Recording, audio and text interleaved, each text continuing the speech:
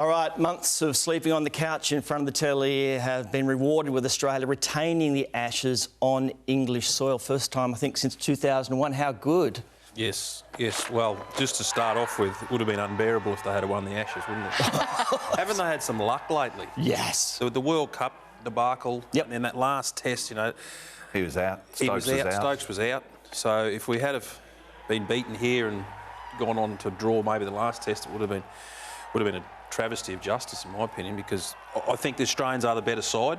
I think, obviously, Steve Smith's a massive part of that, but he's in that team. And this moment of victory, that's will become a very famous moment, I suppose, in Australian sport. You look how happy those boys are there. It was beautifully written up as 3 red lights.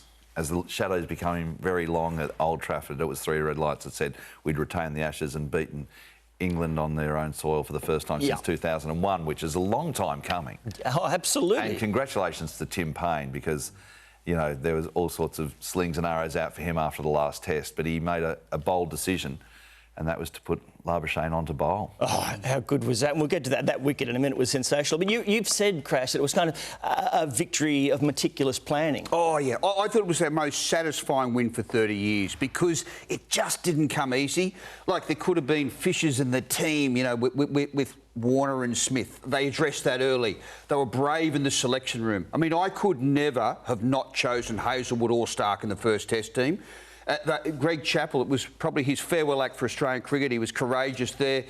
Payne aimed up, Langer aimed up. He got the dressing room together. They could have lost this series anywhere. Of course, Steve Smith's the Superman, and we get it, but a lot of threads had to come together, and they were very carefully woven. This was an exceptional Ashes win, as good as any in the last 30 years.